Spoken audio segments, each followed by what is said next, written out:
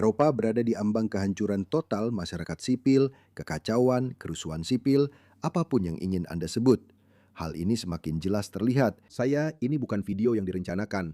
Saya baru saja membuka feed Twitter saya seperti yang bisa Anda lihat. Lihat ini.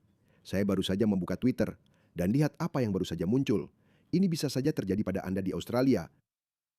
Wanita ini hanya mengurus urusannya sendiri, menjalani aktivitasnya.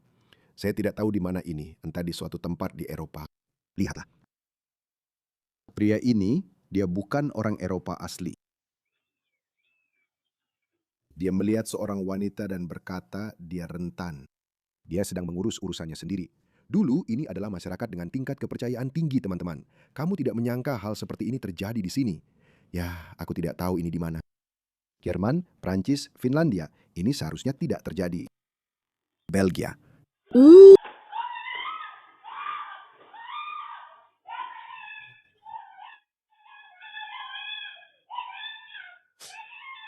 Kepalanya bisa saja membentur trotoar itu di sana. Kasih saja itu ke dia, sayang. Tas itu tidak lebih berharga dari nyawamu. Tapi inilah pilihan yang harus kamu buat. Dia trauma seumur hidup, Angela Merkel yang melakukan ini. Itu dia, Angela Merkel yang melakukan ini. Bagian terburuknya adalah mereka masih memberitahumu bahwa itu tidak apa-apa. Semuanya baik-baik saja. Tidak ada yang salah, tidak ada yang perlu dilihat di sini. Kamu hanya dianggap rasis. Kamu, ya aku bahkan tidak tahu. Seperti tidak penting siapa mereka semua. Tapi lihat ini. Jadi itu bukan masalahnya. Coba lihat yang satu ini. Lihat video ini. Ini dari Frankfurt. Ini Frankfurt. Ini Frankfurt, teman-teman. Ini kan seharusnya negara maju. Lihat ini. Lihat keadaan tempat ini.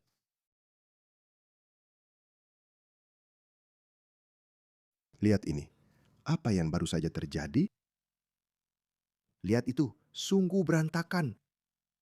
Lihat, banyak orang Jerman asli juga terlibat, jadi jangan salah paham soal itu. Tapi, ini benar-benar terlihat seperti seluruh dunia barat sedang runtuh karena keberhasilannya sendiri, karena beban dari keberhasilannya sendiri. Lihat ini.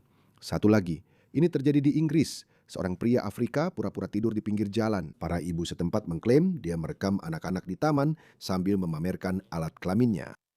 Petugas polisi hanya melihat pria itu yang pura-pura tidur. Sungguh lelucon. Anak-anak kita ada di taman bermain itu loh. Kamu ngerti maksudku? Kamu bercanda sama aku? Bajingan kotor.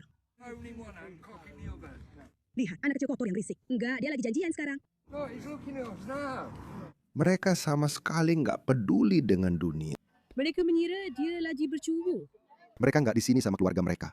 Mereka nggak di sini sama keluarga mereka. Itu sebabnya. Mereka semua begitu, semua orang juga. Itu bebas saja. Mereka frustrasi secara seksual. Mereka frustrasi di segala hal. Gak ada yang benar sama mereka. Mending aku ikut saja dan dapatkan. Keluar, ceritakan di Facebook tentang itu. Aku pasti akan melakukannya. Kamu harus benar-benar. Anak-anak kita main di taman bermain itu, teman. Ini memalukan. Tepat sekali. Itu maksudku.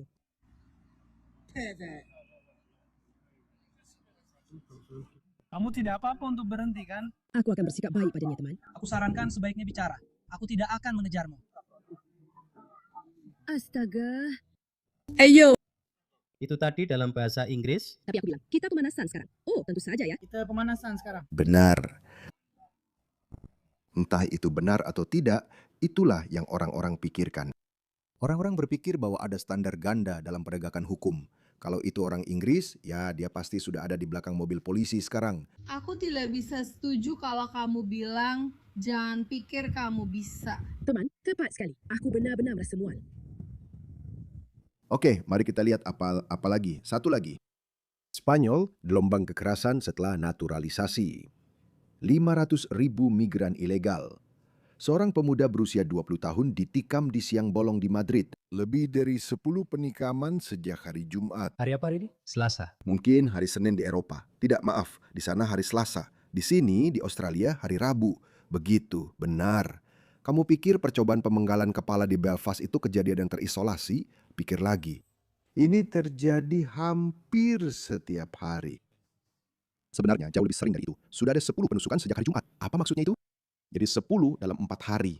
Nah, itu artinya 2 penusukan per hari. Dan pemerintah mereka, Pedro Sanchez, baru saja menaturalisasi 1,5 juta dari orang-orang ini. Mereka tidak tahu siapa mereka. Sungguh, kamu tinggal bangun lalu pergi ke Spanyol. Badut ini, dia adalah wakil pemimpin pertama Skotlandia. Lihat saja keadaannya. Dia berpakaian seperti pedagang unta dari Timur Tengah. Skotlandia adalah negara yang toleran, damai, dan tidak inklusif. Astaga, kamu tidak bisa, kamu tidak tahan dengan mereka. Orang-orang ini benar-benar menghancurkan Barat. Oke, mari kita lihat apa yang terjadi di Amerika. Di Texas, umat Muslim melakukan protes dan mengeluh tentang sebuah stan yang menyerukan pelarangan hukum syariah. Mereka mengklaim stan tersebut bersifat Islamofobia. Ya, baiklah, saya akan coba lagi. Mari kita lihat. Ini Amerika. Saya cinta Amerika. Orang Amerika tidak tinggal diam. Orang Australia juga tidak tinggal diam, oke? Jadi Australia sedang bangkit pada waktu yang tepat. ES terlalu besar. Para Islamis pasti ingin melakukan pada Amerika apa yang telah mereka lakukan pada Eropa. Tapi mereka akan mendapat kejutan yang tidak menyenangkan karena saya rasa tidak akan terjadi. Kebebasan berbicara di Amerika membuatnya berbeda dari negara barat lainnya. Keluar Inggris, kalian curang, kalian menculik. Lihat betapa agresif dan bermusuhannya mereka. Sialan, kembali saja ke negaramu sendiri, bro. Berhenti, berhenti, berhenti, berhenti, berhenti. Berhenti karena syariah. Hukum itu adalah pernyataan yang salah. Syariah. Hukum. Itu berarti bahwa yang saya yakini adalah Al-Quran dan mengikuti Al-Quran serta sunnah. Tidak ada yang peduli dengan apa yang kamu yakini, apa yang tertulis di Al-Quran atau sunnah Nabi kamu. Sunnah adalah praktek Nabi, tidak ada yang peduli. Bawa saja ke negara di mana orang-orang peduli. Seorang muslim yang baik, tidak menipu, tidak membunuh, tidak melakukan kejahatan. Tidak melakukan kejahatan, menikahi anak perempuan berusia 6 tahun, mutilasi genital perempuan, merajam pezina sampai mati, melempar kaum homoseksual dari atap, memenggal kepala, memotong tangan pencuri, atau memotong tangan tahanan hati nurani. Jika kamu membunuh orang murtad, orang seperti saya, membunuh mereka, benar-benar membunuh mereka. Itulah syariah. Lihat bagaimana mereka mengemasnya. Tidak menipu. Kita menipu. Tidak membunuh, tidak melakukan kejahatan apapun. Ya, definisi kejahatanmu sangat berbeda dengan orang-orang di barat. Itulah syariah, hukum, agamamu, Al-Quran, hadis, kehidupan Muhammad, mengajarkan bahwa kamu harus membunuh orang kafir dimanapun kamu menemukannya. Ya Tuhan, ini benar-benar salah. Jadi jika Alkitab itu benar, maka Islam itu salah. Karena Islam mengatakan bahwa Isa adalah Tuhan. Jika kamu percaya bahwa Alkitab itu salah, maka Islam juga salah. Karena Islam mengatakan bahwa Alkitab itu benar. Bagaimanapun juga, Muhammad adalah seorang pembohong. Ini adalah masalah besar bagi umat muslim. Lihat apa yang harus mereka hadapi. Kamu tidak bisa mengatakan hal itu di negara muslim manapun, bahwa Muhammad adalah seorang pembohong. Mereka benar-benar akan membunuhmu dengan main hakim sendiri. Dan mereka tidak terbiasa mendengar hal seperti ini. Karena di barat, orang-orang ucapan seperti ini, kritik seperti ini dibungkam. Atas nama keberagaman adalah kekuatan kita. Mari kita bersikap baik satu sama lain. Mari kita tidak menyinggung orang lain. Masa itu sudah berlalu. Itu adalah tahun 2010-an, sudah berlalu. Itu sudah menjadi masa lalu. Sekarang orang-orang menyebut Muhammad dengan kata P. Sekarang orang-orang menyebut Muhammad pembohong. Dan mereka menggunakan segala macam istilah merendahkan untuk menggambarkan dirinya. Dan sejujurnya ini memang sudah menjadi hal yang biasa di barat. Selalu begitu. Ketika umat muslim datang, mereka mencoba mengubah barat dari dalam. Maaf, itu malah berbalik menyerang mereka. Karena ya, mungkin mereka punya sedikit keberhasilan di Eropa. Mereka tidak akan mendapatkan keberhasilan itu di Amerika. Amerika akan memimpin. Di Australia kita masih punya undang-undang ujaran kebencian ini. Saya mengatakan apapun yang ingin saya katakan. Kamu tahu, saya mengkritik Islam habis-habisan. Jadi saya tidak tahu, mungkin saya bisa kena jerat undang-undang ujaran kebencian. Mungkin saja, saya tidak tahu. Tapi arusnya jelas sedang berubah. Umat muslim dimanjakan oleh orang-orang kiri gila yang aneh itu. Seolah-olah tidak apa-apa. Kamu tahu, kita tidak boleh Kita tidak boleh menyinggung perasaanmu. Tidak ada yang berhak menyinggung perasaanmu. Tidak, kita punya hak untuk menyinggung setiap pengikut dari setiap ideologi. Jika kita bisa menyerang, mengejek, mengkritik, mengolok-olok komunisme, demokrasi, maka kita juga bisa melakukan hal yang sama terhadap Islam. Tidak ada yang istimewa tentang itu. Jangan pernah menyebutnya nabi. Dia bukan seorang nabi. Tapi demi menghormati kami, sebaiknya Anda tidak mengatakan bahwa dia seorang nabi. Demi menghormati kami, persetan denganmu. Lihat itu. Tidak, kami tidak menghormati. Kami tidak harus menghormatimu. Apalagi sekarang ketika kalian begitu agresif dalam menampilkan atau menyebarkan Islam kalian. Inilah yang kalian lakukan. Apalagi ketika inilah yang kalian lakukan di mana-mana. Lihat ini, mereka bisa mengatakan ini. Orang-orang Kristen saat ini adalah penyembah berhala secara terbuka.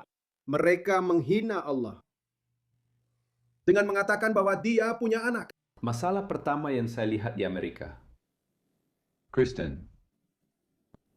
Janganlah kamu menjadikan orang Yahudi dan orang Kristen sebagai teman dekatmu. Ini adalah perintah dari Allah. Mari kita ambil pelajaran ini dan ajarkan kepada anak-anak kita. Ajarkan mereka untuk membenci segala sesuatu tentang kekufuran. Artinya kamu, orang non-Muslim, benci mereka. Benci segala sesuatu tentang mereka. Jadi beginilah cara mereka berbicara. Dan mereka melakukan itu di Amerika. Semua klip yang saya putar untuk kalian ini direkam di masjid-masjid Amerika. Dan mereka bahkan tidak berusaha menyembunyikannya. Mereka merekamnya dengan video, menyiarkannya ke seluruh dunia saat mereka berada di Amerika. Dan wanita ini, saya sangat senang, ini tidak akan berakhir baik bagi mereka. Wanita ini berkata, demi menghormati kami, jangan sebut dia pembohong. Saya sudah tahu, inilah sebabnya saya langsung memberitahu kalian. Ini seperti jika mereka berada di negara Muslim, mereka pasti sudah main hakim sendiri terhadap pria itu. Karena dikatakan bahwa Alkitab itu benar. Bagaimanapun juga, Muhammad adalah seorang pembohong. Kamu tahu, aku tidak akan pernah menyebutnya sebagai nabi. Dia bukan seorang nabi. Dan itu bohong. Muslim secara rutin menghina, menggunakan berbagai istilah merendahkan untuk tokoh agama lain, kebanyakan tokoh agama Hindu, bahkan orang-orang yang mengaku sebagai nabi setelah Muhammad. Misalnya, Mirza Ghulam Ahmad Qadiani. Kamu mungkin pernah mendengar tentang Islam Ahmadiyah.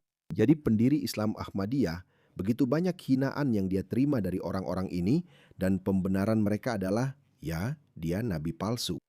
Nah, kalau dia nabi palsu, maka Muhammad juga nabi palsu di mata orang Yahudi dan Kristen. Jadi kalau kamu bisa memanggil nabi palsu dengan segala macam sebutan, maka dengan logika yang sama, orang Yahudi dan Kristen juga bisa memanggil nabimu dengan sebutan apa saja karena dia dianggap palsu. Dia adalah nabi palsu dalam pandangan mereka.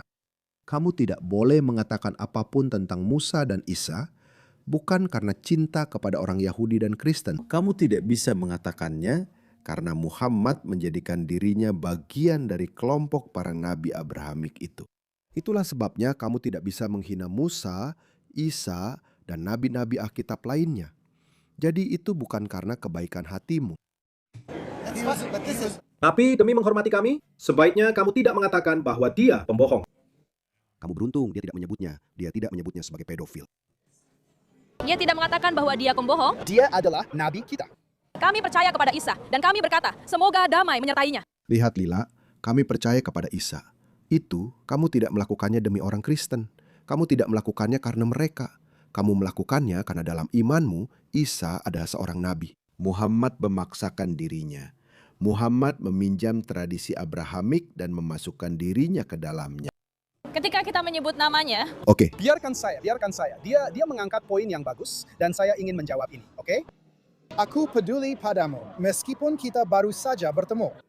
Aku terlalu peduli padamu untuk membiarkanmu hidup dalam kebohongan di bawah nabi palsu dalam agama kita.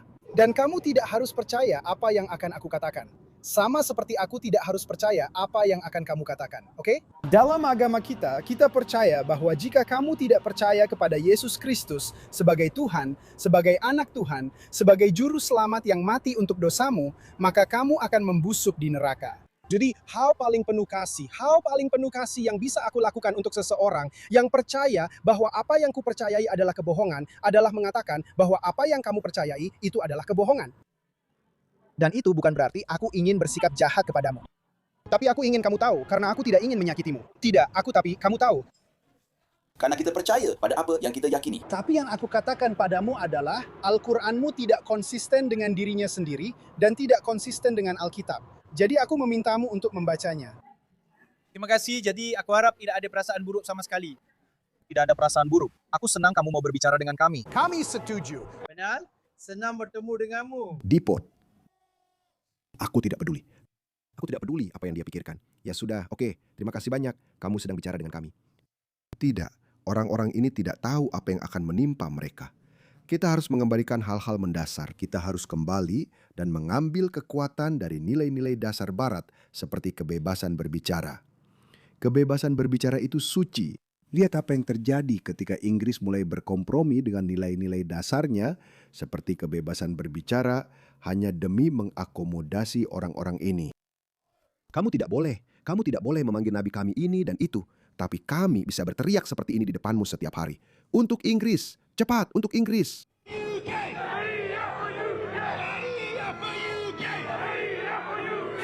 Lihat itu.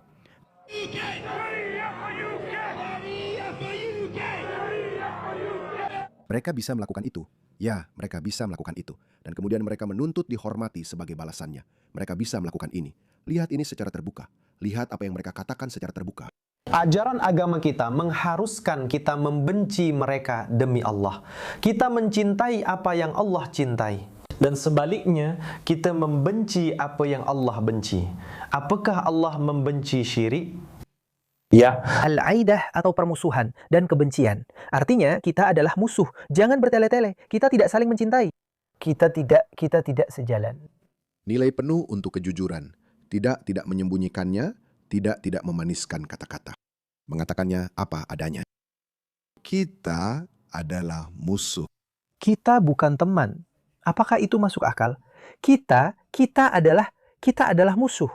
Dan ini bukan karena alasan pribadi, bukan karena tanah, bukan karena politik, bukan karena uang. Ini karena kita mencintai Allah. Seperti? Kita tidak bisa menahannya. Kita sangat mencintai Allah. Dia yang telah memberikan kita segala yang kita miliki. Dan kamu melakukan syirik. Kamu menyembah Tuhan lain selain Dia. Inilah yang mereka katakan setiap hari.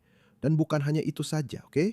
Jadi pertama mereka membencimu, lalu mereka memberitahumu apa yang akan mereka lakukan padamu. Ini yang sudah lama mereka katakan padamu. Dengarkan baik-baik. Ketika Muslim pergi dan menaklukkan negara tetangga, apa yang kita lakukan? Kita membunuh mereka semua. Tidak. Betapa murah hatinya kamu. Nabi mengatakan, hal pertama yang kamu lakukan adalah mengajak mereka masuk Islam. Jika mereka menolak, maka katakan kepada mereka bahwa Allah mewajibkan kamu membayar pajak. Sebagai gantinya, ketika musuh datang dan menyerang negaramu, kamu tidak perlu bertempur. Kami, kaum Muslim, akan melindungimu. Subhanallah, hanya untuk uang yang sedikit ini? Ya. Untuk uang yang sedikit ini? Ya. Uang yang sedikit ini? Ya. Uang yang sedikit ini sebenarnya tidak sedikit sama sekali. Muhammad mengenakan pajak jizyah hingga 50% kepada orang-orang Yahudi di Haibah. 50%. Itu sampai segitu. Dan itu bukan batas maksimalnya. Itu yang dikenakan oleh Muhammad. Itu rekor tertinggi Muhammad sendiri. Tapi seorang khalifah tidak ada ketentuan, tidak ada batasan untuk dia.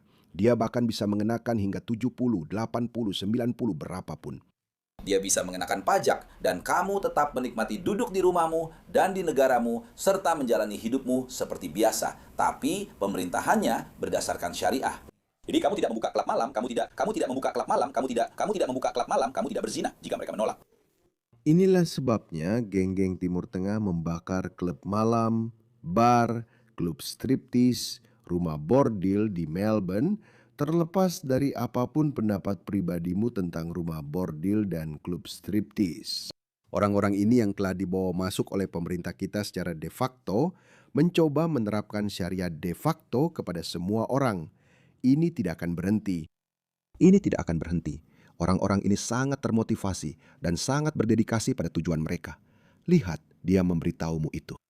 Lalu, kita harus kembali ke negara dan menjalani hidupmu seperti biasa. Tapi, aturannya adalah untuk syariah. Jadi, kamu tidak membuka klub malam. Kamu tidak berzina. Jika mereka menolak, maka kita harus berjuang. Dan jika kami melawanmu, lalu kami menangkapmu, kamu menjadi budak kami, dan kami mengambil tanahmu karena kamu menolak. Saya memberi kamu dua pilihan yang baik dalam 40 atau 50 tahun ke depan ketika Muslim menjadi kuat seperti seharusnya. Ya, jadi itulah yang mereka tunggu. Itulah yang mereka tunggu, teman-teman. Muslim percaya bahwa mereka akan menaklukkan dunia. Itu adalah salah satu keyakinan dasar yang mereka miliki. Dan mereka tidak akan pergi begitu saja. Dan ini hanya bisa berakhir dengan satu cara. Usir Islam. Jangan kejam. Belum terlambat. Kita tidak harus bersikap kejam kepada siapapun. Kita hanya perlu kembali dan sangat tegas pada nilai-nilai Barat. Kebebasan berbicara. Biarkan ini adalah pertarungan ide. Biarkan bebas. Biarkan ide-ide bebas mengalir dengan bebas. Biarkan kami mengkritik Islam. Bagaimana bisa umat Muslim mendirikan stan-stan untuk menyiarkan agama mereka? Mereka membungkusnya dengan indah. Mereka menyembunyikan semua bagian bagus di balik tulisan kecil yang halus. Tapi begitu seseorang menantang ajaran atau poin pembicaraan mereka, mereka tiba-tiba tersinggung. Dan pemerintah Barat, mereka melindungi mereka. Kenapa? Kenapa kalian melindungi mereka? Apa yang terjadi dengan kebebasan berbicara? Inilah kenapa kebebasan berbicara sangat penting. Inilah kenapa kami mengatakannya. Ketika pemerintah Inggris mulai menindak para pembakar Al-Quran, kami bilang tidak. Mungkin itu tidak menyenangkan, tapi itu mewakili aspek fundamental yang sangat penting dari peradaban Barat. Peradaban Barat menjadi peradaban terbesar yang dikenal umat manusia karena nilai-nilainya. Dan ketika kamu mulai melepaskan nilai-nilaimu, ketika kamu mulai berkompromi dengan nilai-nilaimu, maka tentu saja kamu tidak pantas untuk, kamu tahu, mempertahankan posisi nomor 1. Dan itulah mengapa kita melihat runtuhnya peradaban Barat tepat di depan mata kita. Lihat, saya baru saja menunjukkan dari mana saya mulai. Apa yang saya tunjukkan kepadamu tentang Frankfurt, itu ada di mana-mana. Itu terjadi di mana-mana. Lihat ini, bagaimana ini bisa disebut Inggris? Bagaimana ini bisa disebut Inggris? Apa ini? Apa ini? Ini seharusnya ini Birmingham. Ini kota terbesar kedua di Inggris, ya. Ini kota terbesar kedua di Inggris.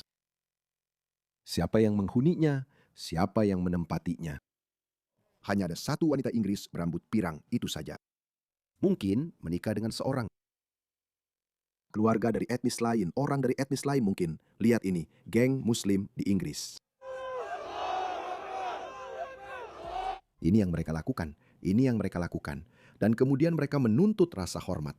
Tidak, aku hanya menunggu orang kulit putih sadar. Kau tahu, aku hanya menunggu orang kulit putih sadar. Dan aku bilang orang-orang ini harus khawatir tentang itu. Mereka harus khawatir soal itu karena orang-orang kulit putih ini, nenek moyang mereka, mungkin mereka tampak sangat lemah hari ini. Nenek moyang mereka, aku bicara khususnya tentang Inggris, nenek moyang mereka pernah menguasai 25% dari daratan dunia ya. 25%. Itu bukan hal mudah. Dan itu hanya pulau kecil. Ya, hati-hati dengan apa yang kamu harapkan. Karena orang-orang ini pernah menguasai dunia sebelumnya. Mereka menjadi terlalu beradab sampai merugikan diri sendiri. Tapi hati-hati,